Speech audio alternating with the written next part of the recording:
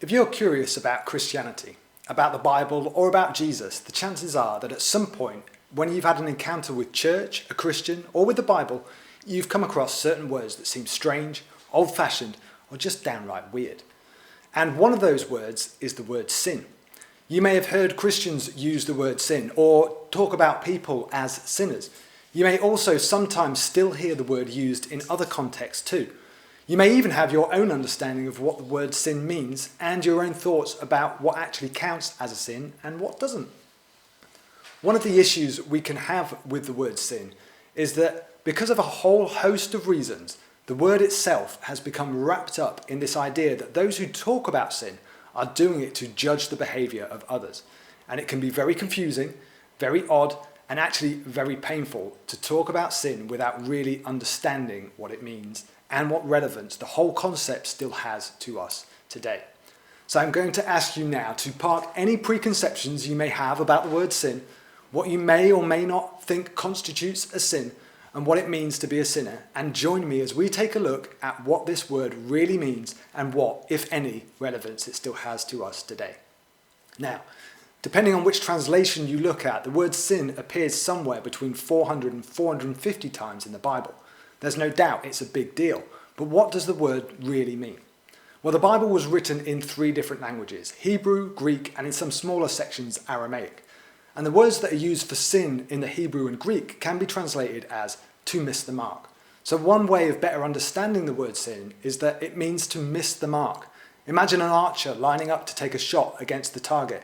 They're aiming at the bullseye, but if they let the arrow fly and it lands outside of the bullseye, even if it lands somewhere else on the target, they've missed the mark.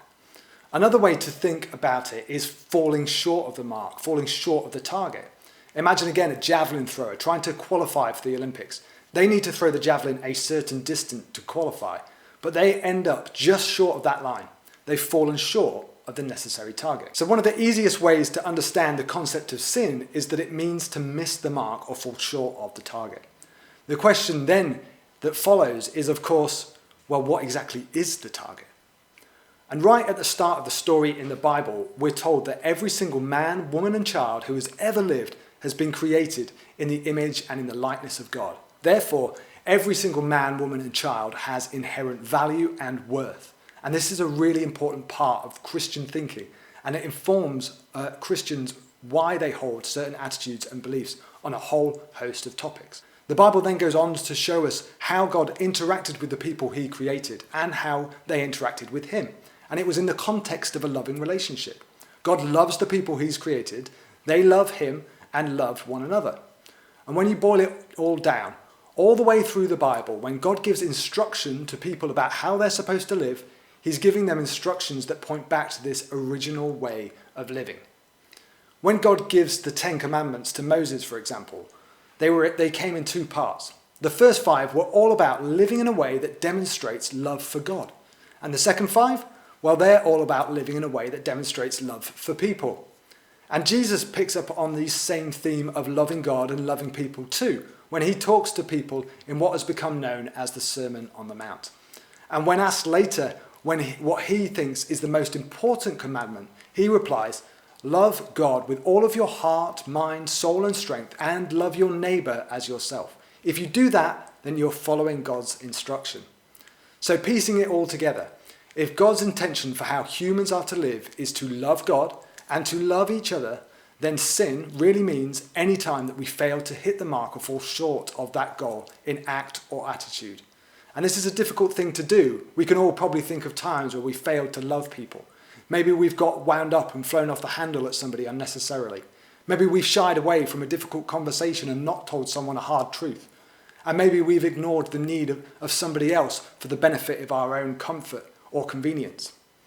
But the problem of missing the mark and falling short goes further than this as well, because according to the Bible, there are even times when we think we are doing these 2 things, loving God and loving people, but even when we think we're doing good, we're actually missing the mark and failing.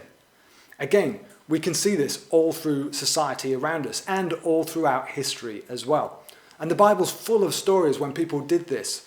They did what they thought was right, but it turned out to be wrong. For example, There was a time when the Jews were living in Egypt. They were having lots of children. Their population was growing very rapidly.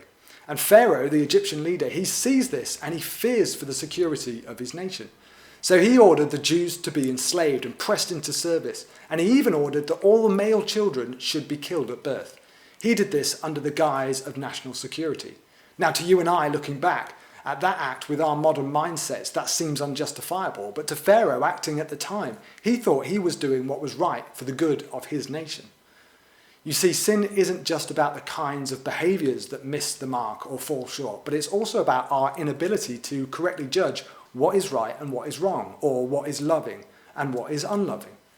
Elsewhere in the Bible, when sin is written about, it's described as a power, something that's seeking to devour humans and something that has us enslaved so that we keep doing the things we don't want to do, even when we're trying to do the things we want to do. And so because of sin, we keep failing in our attempts to love God and love each other. And this is ultimately why we see so many problems going on around us in our societies, our cities, and our homes. And here's the real problem.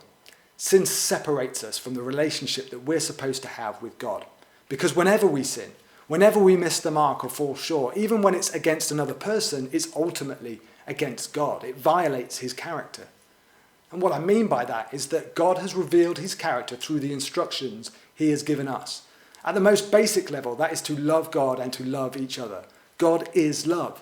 Sin is missing the mark, falling short, essentially not loving as we should. And we're powerless to do anything about this by ourselves. Without a real loving relationship with God, it's impossible to really love people in the way that God asks us to. And we can't fix that relationship from our side, because even when we try to do what we think is right, we sometimes miss the mark and fall short. But this is where God steps in by sending Jesus. And Jesus was able to live a life that never missed the mark and never fell short, because he had a perfect, loving relationship with his Father, and he was able to perfectly love people. And when Jesus died, he made it possible for the relationship that had been broken between us and God to be restored through him. And if you put your trust and faith in Jesus, you can enter into relationship with God. When you enter into relationship with God, the most amazing thing happens. God comes to live inside of you and empower you to begin to live a life where it's possible to love God and love people. That doesn't mean that we no longer miss the mark or fall short, but when we do, God no longer sees us as failing. He sees Jesus succeeding. The Bible promises us that as we grow in our relationship with God and with Jesus, as we put more of our faith and more of our trust in him, every day we grow more and more like him, better able to love God and love people in the way we were always designed to. And that love has the power to transform ourselves, our families, our neighborhoods, our schools, shops, workplaces, countries, and ultimately the world into a place where all people can flourish and live in a way that loves God and loves one another.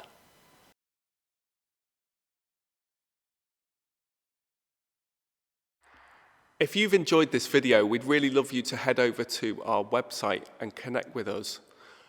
At Life Church, we've created The Journey, which is a great place to begin your journey with God or to find out more. We want to help you, resource you, encourage you, and equip you so that you can discover who God created you to be.